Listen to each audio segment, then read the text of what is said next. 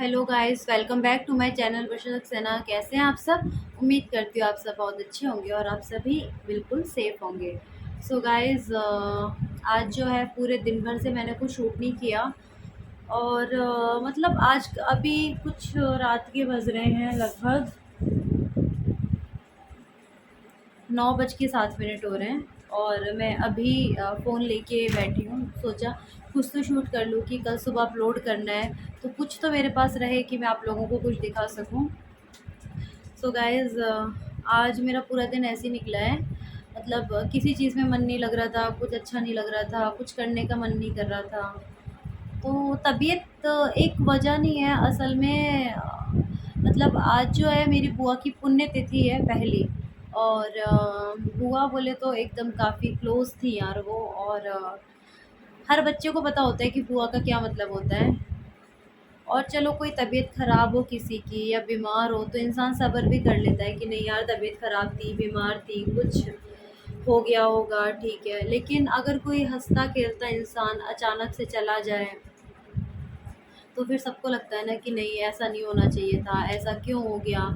या सबसे बड़ा सवाल जो हमारे दिमाग में आता है वो ये होता है कि ऐसा कैसे हो गया। मतलब इंसान ने एक्सपेक्ट नहीं किया हुआ होता है वो, और सडनली वो सब हो जाए।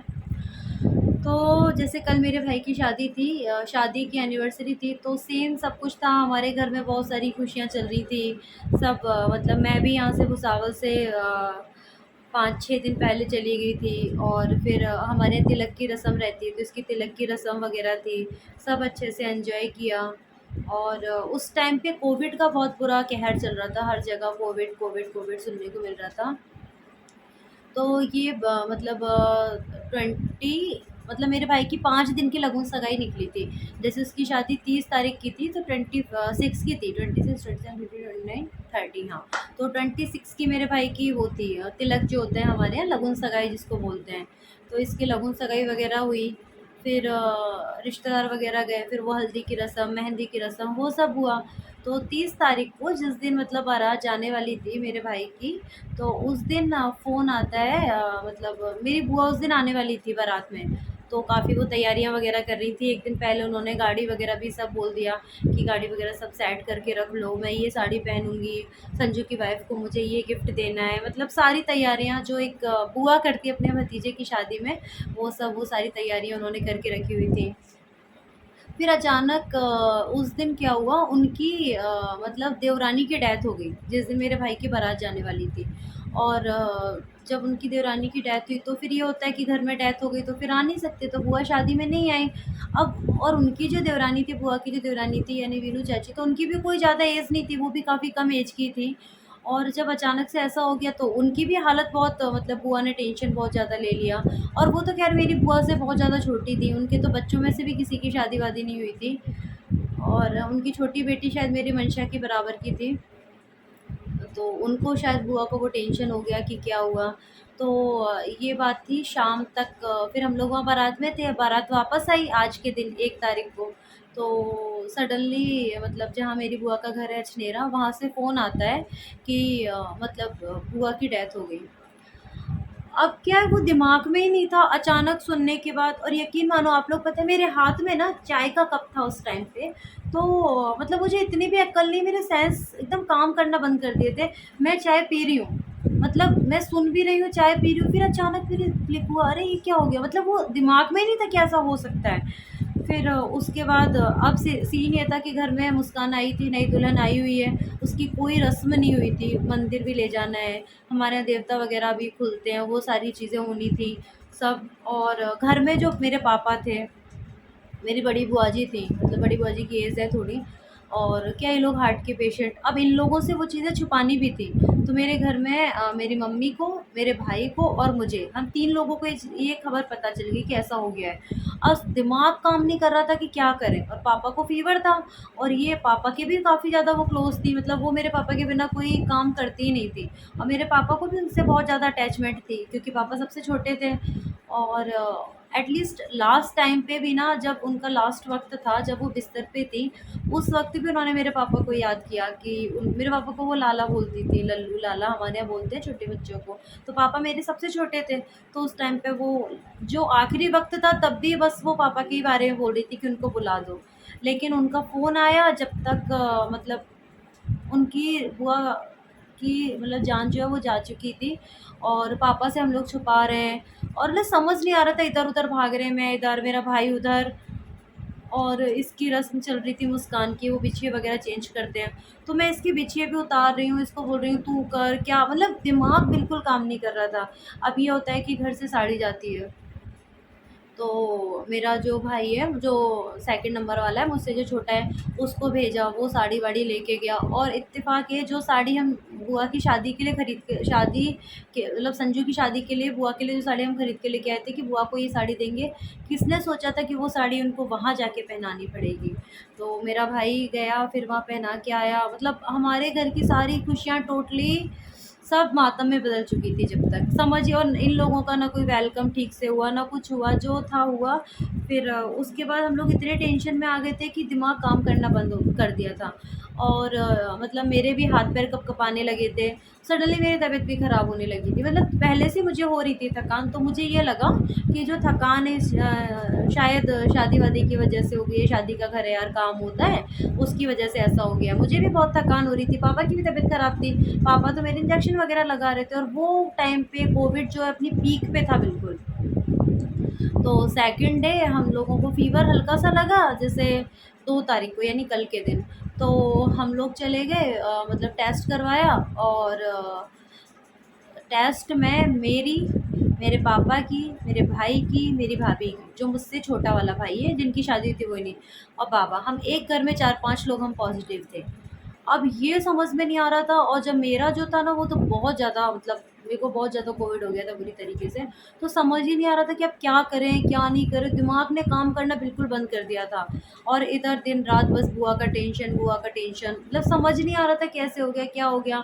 अब ये था कोविड में हम लोग वहाँ जा भी नहीं सकते, ना मैं, ना मेरे पापा, कोई मतलब वहाँ गया भी नहीं। और वो ख़्याल ही दिमाग से नहीं उतर रहा था, और फिर ऐसे मतलब क्या हुआ, कोविड होने के बाद उधर घर की टेंशन, फिर अचानक से मतलब तबीयत और ज़्यादा गड़बड़ाने लगी। उधर से फिर मेरे मामा ने मेडिसिन्स वग़ैरह भेजी, फिर कुछ मेडिसिन्स हम लोग यहाँ से लेके आए, मतलब आगरा से आते टाइम लेके आए। और उस टाइम पे हाल ये था कि हॉस्पिटल में जितने भी लोग जा रहे थे यार, सब हम लोग सुन रहे थे कि डेथ हो गई है, कोई वापस लौट के ही नहीं आ रहा था। तो बहुत बुरी तरीके से हम लोग डर चुके थे कि अब क्या करेंगे, कैसे बचेंगे, इस सब में से कैसे निकलेंगे। और यही सब में हाल ये था कि भाई-भाभी आगरा वाले घर में शिफ्ट हो गए, पापा मेरे नीचे शिफ्ट हो गए, और मैं टेरेस पे ऊपर शिफ्ट हो गई थी। अब सँभालने के लिए मतलब मेरे मम्मी और भाई और बुआ और मुस्कान जो नई आई थी, इन लोगों के इतने से बिल्कुल मुँह निकल आए थे। माँ मेरी दरवाज़े पे खड़ी होके देखती रहती थी। तो मतलब लग रहा था कि यार ये क्या हो गया? कैसे हो गया? ये सब नहीं होना चाहिए था। फिर मेरा ऑक्सीजन लेवल एकदम डाउन होता चला गया। तो फिर उस टाइम पे मंशा के डैडी ने ये फ़ैसला लिया कि नहीं, मतलब मैं तुम्हें यहाँ नहीं छोड़ूँगा, मतलब मैं तुम्हें अपने साथ भुसावल लेके आऊँगा। फिर मतलब मुझे भुसावल लेके आए वहाँ से। फिर भुसावल जब मैं वापस आई आगरा से, तो मतलब मुझे यहाँ डॉक्टर पे दिखाया, तो ऑक्सीजन लेवल बिल्कुल डाउन था, तो डॉक्टर ने भी बोल दिया कि बहुत ज़्यादा लेट मत करो, अभी इस कंडीशन अपने हाथ में है, क्योंकि तबीयत इनकी ख़राब होती जा रही है। फिर सीन ये था कि यहाँ पे भी मैं जिस कमरे में अभी बैठी हूँ, तो मैं इसी कमरे में, मतलब क्वारंटाइन मैंने अपने आप को कर लिया था, और मंशा मेरी 14 दिन तक रेगुलर उस रूम में थी। और उस टाइम पे मुझे थर्माकोल के जो प्लेट्स होते हैं ना, उसमें मुझे खाना मिलता था, मैं उसमें खाना खाती थी। और टाइम टू टाइम मतलब मुझे मखाने मिलते थे, ब्रेकफ़ास्ट में दलिया, मतलब जो हेल्दी होता था वो सब मुझे मिल जाता था, एप्पल वग़ैरह। बहुत सारी, इतनी सारी दवाइयाँ थी गाइज़, इतनी 1800 एमजी की एक-एक टैबलेट उस टाइम पे मैंने खाई है। और भयंकर गर्मी का महीना, सोचो मई में कितनी गर्मी होती है। तो एसी नहीं, कुछ नहीं, केवल एक फ़ैन, ज़मीन पे मैं पड़ी रहती थी। और उस टाइम पे फिर कभी सुन रही इधर चाचा की डेथ हो गई, इधर ये भैया चले गए, उधर ये चले गए। फिर धीरे-धीरे मुझसे मोबाइल ले लिया गया, घर में टीवी में रिचार्ज बिल्कुल बंद कर दिया गया। तो फिर मतलब मुझे था कि नहीं अब तो ठीक है, ठीक हो जाऊँगी, मतलब एक मैंने अपने आप को समझा लिया था कि नहीं अब मैं ठीक हो जाऊँगी, कुछ नहीं होगा। तो बड़ी मुश्किल से फिर ये मेरे 14 दिन निकले, फिर मैंने टेस्ट करवाया, मेरी रिपोर्ट नेगेटिव आई। फिर घर पे टेस्ट करवाया, पापा की रिपोर्ट नेगेटिव आई, भाई-भाभी नेगेटिव आए। फिर जब नेगेटिव हम लोग आ गए हैं, फिर भी बहुत सारे प्रिकॉशन लिए। तो ऐसे ही कुछ वक़्त जो हमारा इतना बुरा निकला, तो आज बस अचानक बैठे, मतलब बुआ की भी पहली पुण्यतिथि थी, तो कुछ बुआ की यादें आने लगीं, कुछ ये सारी चीज़ें याद आने लगी कि सडनली 1 साल पहले हम लोग कितनी मुसीबत में थे आज के दिन पे। तो यही सारी चीज़ें सोच के मतलब आज मैंने कोई वीडियो नहीं बनाया था, कुछ नहीं किया था, तो फिर सोचा आप लोग सुबह इंतज़ार करते हो, तो फिर क्यों ना ये सारी चीज़ें अब मैं आज आपके साथ शेयर करूँ। तो बस इसीलिए मैंने आपके साथ ये सारी चीज़ें शेयर की गाइज़। और ठीक है, बुरा वक़्त था, निकल गया, और कितने ही लोगों ने अपनों को खोया है उस वक़्त में। मतलब मैं बता रही हूँ, एक दिन में मैं 15-15 सुनती थी, पहचान वाले कि ये चले गए, वो चले गए, ये यहाँ गए, वहाँ गए। तो बहुत बुरा वक़्त था, निकल गया। भगवान जी की कृपा, कान्हा जी की कृपा, माता रानी की कृपा इतनी बनी रही कि मतलब कुछ ऐसा हुआ नहीं। इधर मतलब मेरे ससुराल में भी सबको कोविड हो गया था, सबको कोविड हो गया था।